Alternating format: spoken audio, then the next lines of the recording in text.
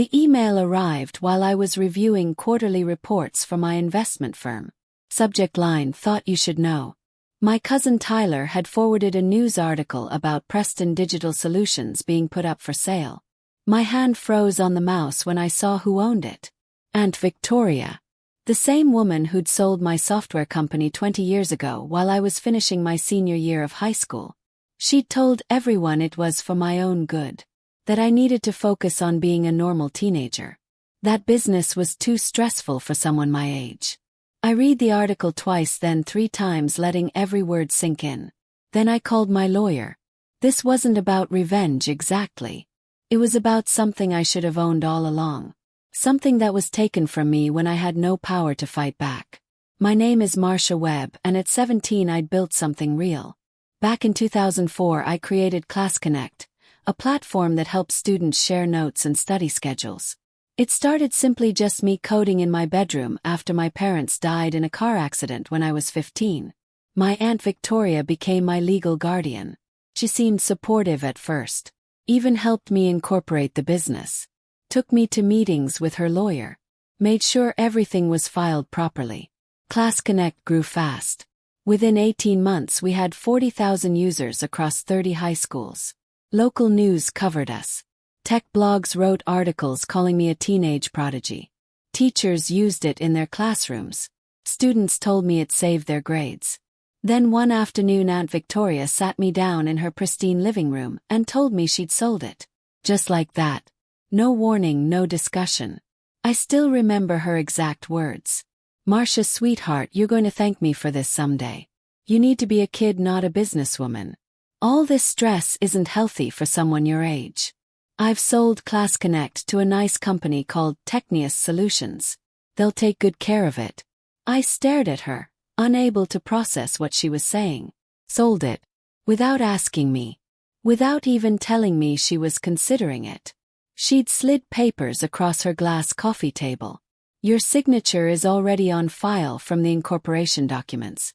As your legal guardian, I had the authority to make this decision. The sale is final. $200,000 deposited into a trust you can't touch until you turn 25. She smiled like she'd done me the biggest favor in the world. Like she'd saved me from myself. I didn't cry or yell. I just asked one question. How much did Technius really pay? Her smile faltered for just a second. A flicker of something guilty maybe before it disappeared. $200,000, like I said. It's all there in the trust. You'll have a nice nest egg when you're older. Years later I'd learned the truth. Technius had paid $1.2 million. The rest disappeared into accounts I never saw. But that afternoon I was 17, broken and completely powerless. I watched as Technius gutted ClassConnect, changed the interface, removed features users loved, and eventually shut it down when Facebook became popular. My creation died within 3 years. Aunt Victoria bought herself a bigger house in the suburbs and started Preston Digital Solutions with money she claimed came from her divorce settlement.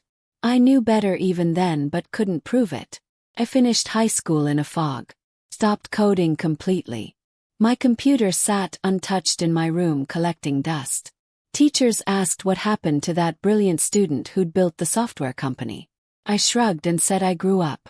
Got interested in other things. They looked disappointed but didn't push. Aunt Victoria threw me a graduation party at her new house. The one with the swimming pool and 3-car garage. Look what my settlement bought, she told guests, waving her hand around. Isn't it lovely? Paul really came through in the end. Nobody questioned it. Her divorce from Uncle Paul had been messy, and everyone assumed he'd paid her off to avoid a longer court battle. I went to Stanford on a partial scholarship. The trust money stayed locked until my 25th birthday. I studied finance instead of computer science. If I couldn't build companies, I'd learn how to buy them, how to take them apart, how to understand what made them valuable. At Stanford I met Professor Douglas Whitmore. He taught corporate acquisitions and saw something in me during my first semester. After class one day he asked why I looked so angry when we discussed hostile takeovers. Most students find them exciting, he said. You look like you want to burn something down. I told him everything about ClassConnect, about my aunt, about the money that disappeared. About watching my creation die because someone thought they knew what was best for me. He listened without interrupting. Then he said something that changed everything. Marcia, the best revenge is becoming so successful they can't ignore you. Then you take back what's yours legally, ruthlessly and completely. But you need patience. Revenge served cold is revenge that actually works. I started learning everything about mergers, acquisitions, and corporate law. My grades went from average to exceptional. Professor Whitmore became my mentor. He introduced me to venture capitalists and hedge fund managers at networking events. I graduated with honors in 2009 right as the economy crashed. Everyone was afraid, but I saw opportunity everywhere. Companies were desperate for capital. Banks were failing. Stock prices plummeted. I used my trust money, finally accessible at 25, to make small strategic investments. Database software firms struggling with debt. Mobile app startups that needed bridge financing. Nothing flashy, just smart calculated moves based on solid research.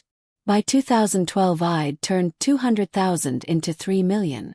I started web capital management from a small office in San Francisco. My specialty became distressed tech companies. I'd buy them, restructure them, and either sell them for profit or fold them into a growing portfolio. I never forgot what Professor Whitmore taught me. Be patient, be strategic, and when the moment comes, don't hesitate.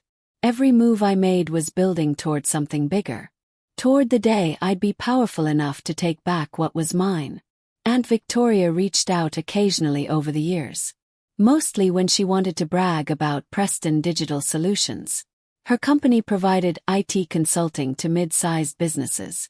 Nothing revolutionary but stable and profitable. She'd call me on holidays.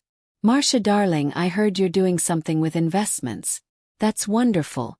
You know, I always knew you'd find your path after I saved you from that stressful software nonsense. You were heading for a breakdown. I'm so glad you can see that now. I'd listen politely and say nothing. Let her think I'd moved on. Let her believe she'd won. Let her think I was grateful for what she did. Meanwhile, I quietly researched Preston Digital. Revenue streams, client contracts, employee retention rates, vendor relationships. I knew her company better than she did. I knew which clients were unhappy, which employees were looking to leave, which systems were outdated. I just waited for the right moment. Patience, Professor Whitmore always said, is the investor's greatest weapon. The moment came in 2024. Tyler, who still talked to Aunt Victoria despite knowing what she'd done, sent me that email. Preston Digital was struggling. 3 major clients had left in 6 months. Employee turnover hit 40%. Younger competitors were eating her lunch with better technology and lower prices. Aunt Victoria, at 62, was tired. She'd been talking about retirement, selling the company and enjoying her golden years. The asking price was $12 million. I scheduled a meeting with my investment team. We analyzed everything. Preston Digital's core business was sound, but management was weak. The client losses were due to poor service delivery, not market conditions. Infrastructure was outdated. Training programs were non-existent. It was fixable. More importantly, it was vulnerable. I could acquire it outright, or I could make her squirm first. Lowering the value makes her desperate. Chose option 2. This was going to be done right. I contacted 3 of Preston Digital's former clients through my network. Large regional companies that needed reliable IT support. I offered them deals through a subsidiary I'd quietly created 6 months earlier. Web technical services. Better rates, better response times, better technology, better everything. Within weeks, 2 of them signed contracts. Preston Digital's revenue dropped another 15% in a single quarter. Industry publications noticed. One article mentioned that Preston Digital seemed to be losing ground to nimble new competitors who understood modern business needs. I smiled when I read it. And Victoria called me that week. Her voice was strained, trying to sound casual, but I could hear the worry underneath. Marcia, honey, have you heard anything about the IT consulting market? Your investment firm must track these things. What are people saying? I told her I'd heard consolidation was coming. Smaller firms were struggling to compete. The weak ones would be absorbed or shut down. She went quiet for a moment.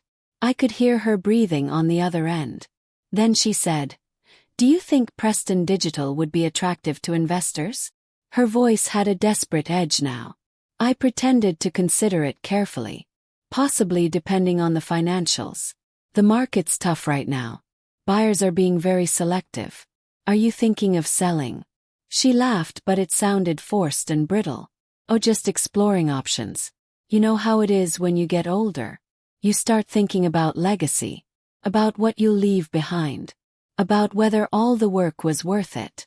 Legacy. The word hung between us. I thought about ClassConnect, about my legacy that she'd stolen and destroyed. About the users who'd relied on it until Techniest shut it down. About what it could have become. Kept my voice neutral. If you're serious, Aunt Victoria, I could have my team take a look. No promises, but I know people who acquire companies like yours. Companies that need help. Her relief was obvious and pathetic. Would you like Marcia? That would mean so much coming from family. Family. But my team spent 3 weeks conducting due diligence on Preston Digital. Every contract, every asset, every liability got examined under a microscope. What we found was worse than I expected. Aunt Victoria had been using company funds for personal expenses for years. Nothing technically illegal since she owned the company, but it showed terrible judgment. Luxury trips charged as business travel. Personal car payments run through company accounts. Her daughter's college tuition is paid from corporate funds. She'd also deferred critical infrastructure upgrades. Her systems were outdated by at least 5 years. Servers that should have been replaced. Software that needed updating. Security protocols that were laughably inadequate. Clients were leaving because Preston Digital couldn't compete with modern service providers who actually invested in their technology. The company was worth maybe $8 million in its current state. She was asking 12. I had leverage. Serious leverage.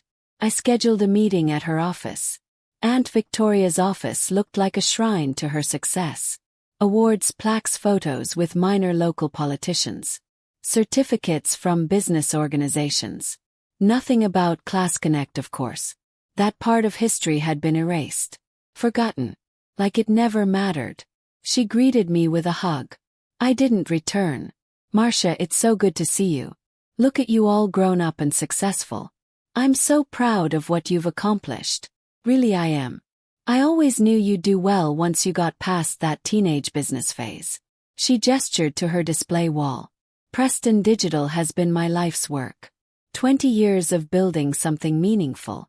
Something that helps businesses succeed. I'm proud of what I've created here. 20 years. The same amount of time since she'd sold ClassConnect. I sat across from her desk and opened my laptop. I've reviewed your financials. Preston Digital has potential, but there are significant issues. Client retention, infrastructure deficits, operating inefficiencies. Your costs are too high and your revenue is declining. She waved her hand dismissively. Every company has challenged Marcia. You know that from your investment work. That's why the price reflects the value of the brand and client relationships. Preston Digital has a reputation. 20 years of goodwill in the market. That's worth something. You can't just look at numbers. I looked at her directly. The brand is damaged, Aunt Victoria. Your reputation in the market is declining. I've talked to your former clients. They left because your service quality dropped and you couldn't keep up with technology changes. The value is in the assets and contracts, not the name. Her smile faded. What exactly are you saying? I'm saying Preston Digital is worth $8 million, maybe 9 on a good day. Certainly not 12. Your asking price is 30% too high based on current market conditions and company performance. She stood up, her face flushing red. That's insulting. I've built this company from nothing. From the ground up. Every client, every contract. That has value. From nothing. I stayed seated, keeping my voice calm and cold. Actually, you built it from the money you took from my company. The company you sold without my permission when I was 17. ClassConnect was worth over $1 million. You gave me $200,000 and kept the rest. Used my money to start Preston Digital. The room went silent. She opened her mouth then closed it. Her face went pale. I don't know what you're talking about. That money came from my divorce settlement. Everyone knows that. I have the records of Aunt Victoria. Techniast's actual payment. Bank deposits into your accounts from that same month. Correspondence between you and their acquisition team. I've had lawyers review everything for the past 6 months. You committed fraud against a minor in your care. Stole from an orphan who trusted you. Her hands gripped the edge of her desk. Marcia, I did what I thought was best. You were so young, so consumed by that business. I was protecting you from yourself. You don't understand. Protecting me by stealing from me. I leaned forward. Here's what's going to happen. I'm going to buy Preston Digital. Not for 12 million. For 6 million cash. You'll accept the offer because if you don't, I'll file a lawsuit for the money you stole from ClassConnect. With interest and damages over 20 years, you'd owe me close to 4 million. Plus the legal fees would destroy whatever's left of your reputation. Every business contact you have would know what you did. How you built your success on money stolen from your orphan nephew. Her hands shook. You can't do this. This is extortion. It's not extortion. It's a business offer. You can accept it or face the legal consequences of your actions. Choice. My lawyers are drafting the papers now. You have 72 hours to decide. She looked at me with something between hatred and disbelief. Her eyes were wet. You'd really destroy your own aunt. Your mother's sister. You destroyed my creation, I said quietly. You stole my money and my future. You lied to everyone, including yourself, about where your success came from. This isn't destroying Aunt Victoria. This is a correction. Justice delayed but not denied. I stood to leave. One more thing. When the acquisition closes, Preston Digital will be dissolved. The contracts will transfer to Web Technical Services. Your company name will disappear completely. Just like ClassConnect did. Like it never existed. She started crying. 20 years of work, Marcia. 20 years of my life. Everything I built. You're taking it all. Now you know how it feels. I walked out of her office and didn't look back. My phone rang before I reached my car. It was her lawyer. A man named Philip Stanton who sounded tired. We'd like to negotiate terms. The offer seems harsh given Mrs. Preston's years of service to the community. I told him the terms weren't negotiable. 6 million or litigation. Those are the only 2 options. He said he'd call back after consulting with his client. 3 days later, Aunt Victoria accepted the offer. Her lawyer called at 8 in the morning. Mrs. Preston agrees to your terms. She wants this resolved quickly and quietly. No publicity. I almost laughed at that. She was worried about publicity now. After 20 years of pretending she built her company legitimately. The sale closed within 6 weeks. I paid 6 million cash and took ownership of Preston Digital Solutions on a cold morning in November. The employees were nervous until I assured them their jobs were safe under new management. I'm not here to destroy what works, I told them at an all-hands meeting. I'm here to fix what's broken and build something better. Aunt Victoria didn't attend the closing. Her lawyer handed over everything in a conference room that smelled like old coffee and defeat. Keys, documents, passwords, access codes. I reviewed the papers signed where indicated and became the owner of my aunt's life's work. The first thing I did was change the locks on her office. The second thing was to schedule a company-wide meeting. I stood in front of 37 employees and told them the truth. Most of it anyway. Preston Digital has been mismanaged for years, but that ends today. We're going to modernize our systems, improve our training, and deliver the kind of service that makes clients want to stay. Some of you will need to adapt. Some of you might decide this isn't the right place anymore. That's fine. But if you stay, you'll be part of something better. We spent 6 months restructuring everything. New systems, new processes, new training programs. I brought in managers from my other portfolio companies who knew how to run efficient operations. People who understood that technology moves fast and you either keep up or die. Preston Digital's name remained during the transition, but everyone knew it was temporary. We rebranded to Web Technical Services in the spring. Former clients who'd left started coming back when they heard about the changes. New clients signed contracts. Revenue climbed 25% in the first year. By the second year, we doubled the company's value. The business Aunt Victoria built on stolen money was now legitimately successful under my ownership. I kept her old office exactly as she'd left it for 1 year. A monument to her failure. Then I renovated it into a collaboration space for the development team. Removed the awards and plaques. Tore out her expensive desk and leather chairs. Painted the walls a different color. Installed standing desks and whiteboards. Every trace of her legacy got erased methodically completely. It became the most productive space in the building. The place where our best ideas happened. Where young developers built the future instead of clinging to the past. Aunt Victoria moved to Arizona to live with her daughter Michelle. My cousin Tyler stayed in touch with me but rarely mentioned his mother. He'd known what she did to me, and it had damaged their relationship too. She lied to everyone, he told me once, over drinks. Made herself the victim of a difficult divorce when really she was the one who destroyed our family with her greed. One afternoon 3 years after the acquisition, Tyler called with news. "Mom's not doing well, Marcia. She's depressed and barely leaves the house. Keep talking about how you destroyed her. How you stole her life's work. Michelle is worried about her mental state." I felt nothing when hearing this. No satisfaction, no guilt, just emptiness. She destroyed herself, Tyler. I just made sure she faced consequences for what she did. 20 years later, but there are still consequences. He sighed. No. Part of me thinks she knew this was coming eventually. That's why she never tried to reconnect with you after college. She was afraid. Afraid you'd find out the truth.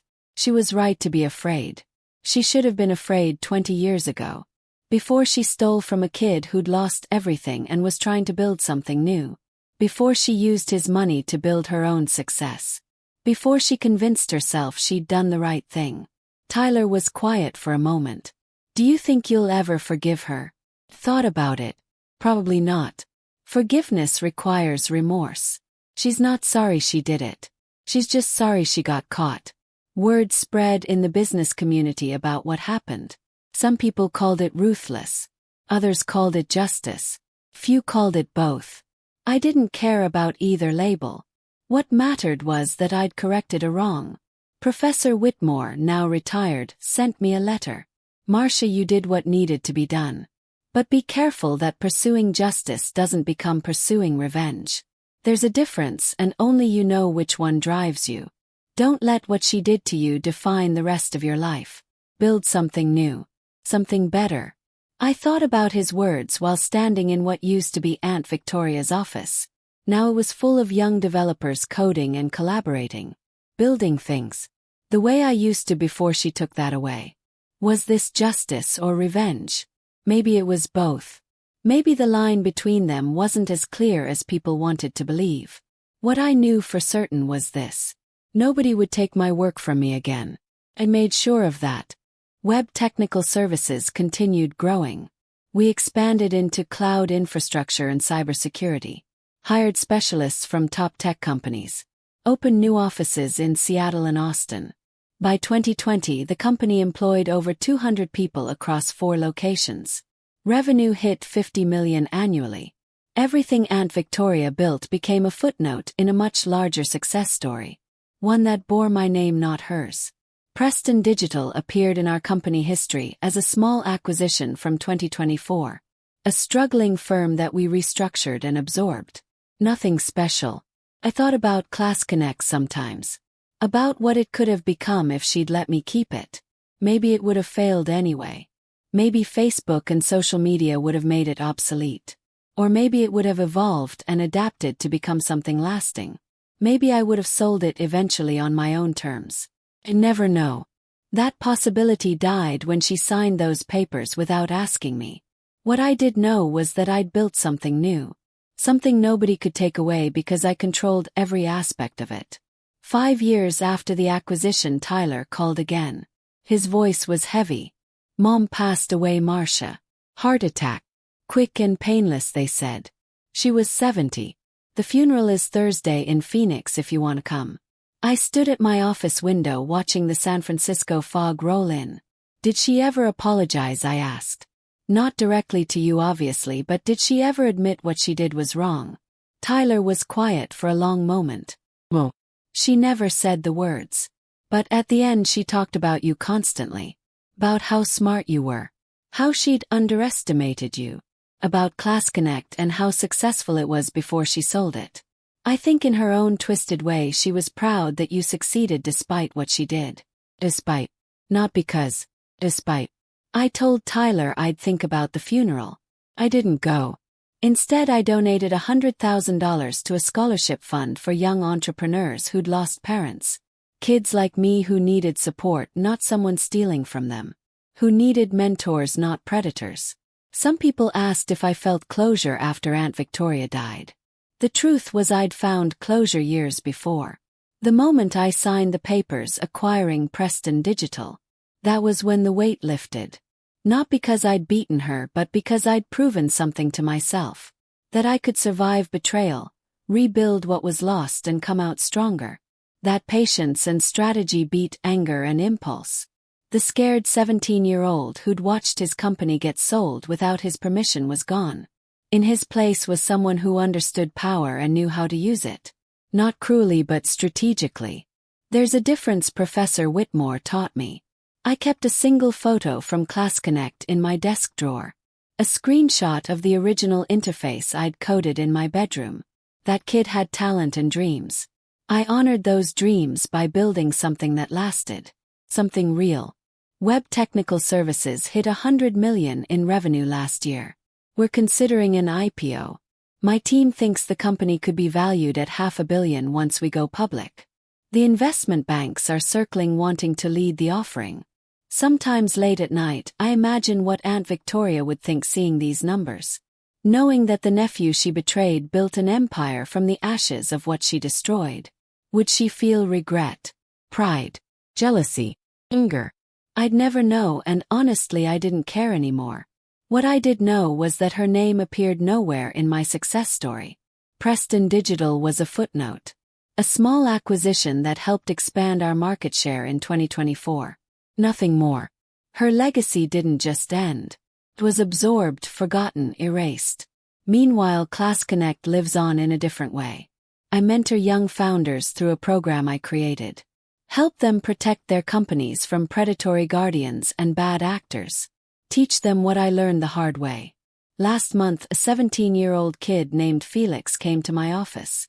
He'd built an app for student mental health support. 50,000 users in 6 months. Schools were adopting it. Therapists recommended it. His uncle was pressuring him to sell to a larger company. Felix didn't want to but felt overwhelmed by the pressure. I didn't know how to say no to my family. I sat across from him, remembering myself at that age. Let me tell you a story I told. About a kid who built something amazing and had it stolen by someone who was supposed to protect him. I told him everything. About Class Connect, about Aunt Victoria, about the money that disappeared. About the 20-year journey to take back what was mine. Felix listened, his eyes wide. What should I do, he asked. His voice shook slightly. Smiled. Protect what's yours. Get a lawyer you trust, not one your family recommends. Make sure every document has your approval in writing. And if someone tries to take it, remember this. The best revenge is building something so successful they can't ignore you. Then when you're powerful enough, I continue to take back what's yours. Legally, ruthlessly and completely. But only if they deserve it. Only if they stole from you first. Don't become the villain in your own story. Felix left my office that day with renewed determination. I connected him with my lawyer who helped him set up proper corporate protections. Last I heard, his app was still growing and his uncle backed off after getting a cease and desist letter. And I knew that whatever else I'd accomplished, this might be my real legacy. Not the money, not the companies, but teaching the next generation to fight back. To protect what they build. To never let someone else steal their dreams and call it protection. That's worth more than any acquisition or revenge. That's worth everything. Class Connect might be gone, but its spirit lives on in every young founder I help. In every kid who learns to stand up to people who underestimate them. That's the legacy Aunt Victoria could never destroy. Thank you for watching. If you enjoy watching Karma, Payback, come full circle every week, we dive into tales of betrayal and poetic justice. Don't miss the next one. Tap the subscribe button and join the Revenge Squad.